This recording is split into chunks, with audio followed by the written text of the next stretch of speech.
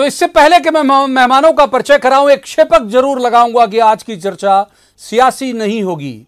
आज की चर्चा में आरोप प्रत्यारोप नहीं होंगे। आज की चर्चा में हम अपने अंदर झांकने की कोशिश करेंगे कि कैसा समाज गढ़ रहे हैं हम। तो सबसे पहले मेहमानों का परिचय करा दूं मैं। मेरे साथ है नेहा बग्गा, ये प्रवक्ता हैं बीजेपी की। नेहा जी का स्वागत। दूसरी मेहमान संगीता शर्मा, ये मध्य प्रदेश राज्य महिला आयोग की मेंबर हैं। संगीता जी का स्वागत है। और तीसरी मेहमान है अवि शुक्ला उदेनिया, ये सोशल एक्टिविस्ट हैं। अवि जी का भी बहुत बहुत स्वागत है। शुरुआत करेंगे नेहा जी से। नेहा जी, ये इस 2 महीने के दौरान बहुत सारी चीजें बदली, बहुत सारे बदलाव आए। ये दहशत कैसे बैठ गई इतनी अंदर लोगों के मन में, जो हमने तस्वीरें अलग अलग दिखाई कि एक तरह की मानवीयता जो है वो मर रही है। लोगों ने सोसाइटी को बंकर बना लिए हैं, जहां वो रह रहे हैं उन्हें उसे बंकर की तरह बना लिया। लोगों को आने नहीं दिया जा रहा। प्रवीण जी, ये बात बिल्कुल सही है कि पिछले 3 महीने में जो हमने अपने देश में देखा है, दुनिया के साथ साथ पूरा एक टर्न अराउंड हो गया है कोरोना वायरस के साथ में। और जिस तरीके से आपके पैकेज में दिखाया गया कि सतर्कता जरूरी है, अति सतर्कता जो है वो समाज के लिए हानिकारक होती है। और यही कारण है कि कई सारे ऐसे परिदृश्य हमारे सामने आए जिसमें मानवता को शर्मसार करने वाली घटनाएं भी सामने हुई हैं।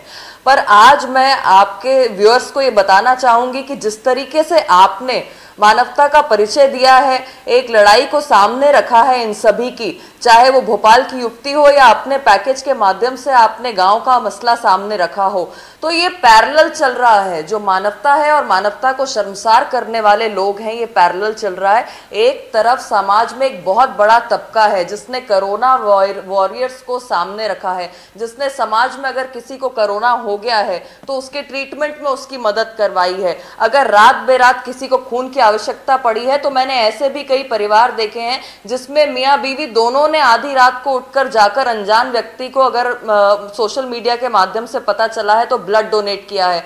कई सारी ऐसी रसोइयां देखी हैं जो 24-24 घंटे चल रही थी ताकि कोई भूखा ना सोए, उसको शेल्टर मिल जाए, ताकि उनके पैरों तक चप्पलें पहुंच जाएं। तो ये पैरेलल चलने वाली चीजें हैं, पर ये बहुत दुखद है।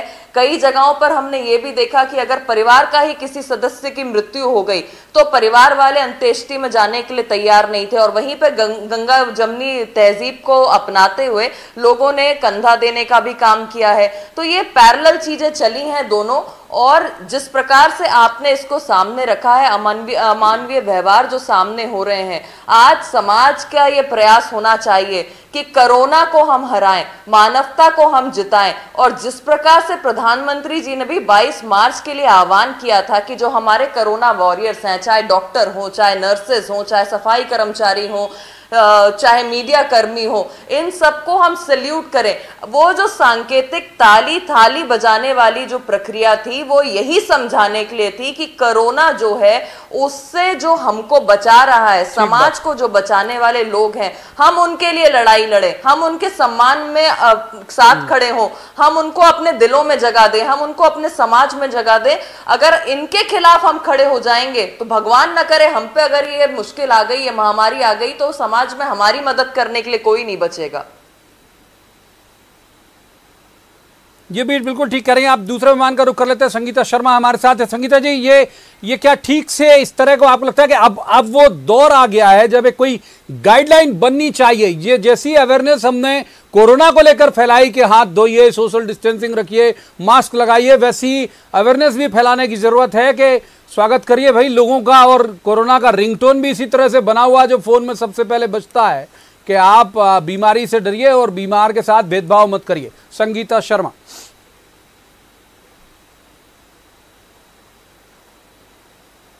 जी बिल्कुल प्रवीण जी, एक तो इस बात के लिए बधाई देंगे आपको कि आपने एक इतने अच्छे विषय को चुना, एक सामाजिक जागरूकता बढ़ाने का कार्य शुरू किया है न्यूज़ 18 के माध्यम से, और इसके लिए मैं प्रशंसा करूंगी पूरी टीम की।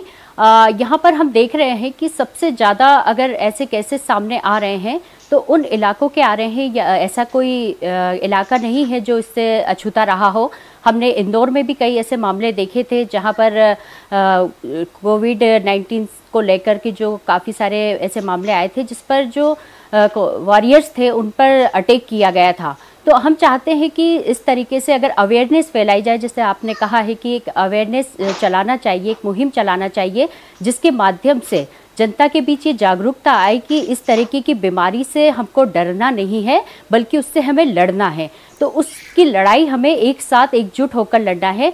हमारे ही अपने लोग जो हमारे पड़ोसी हैं, हमारे साथ कई वर्षों से रह रहे हैं और हम उन्हें अवॉइड करें, उन्हें कहें कि गेट के बाहर रहिए और कॉलोनी के अंदर नहीं आइए, तो ये बहुत ही दुर्भाग्यपूर्ण है कि ऐसी स्थिति हमारे समाज में निर्मित हो रही है।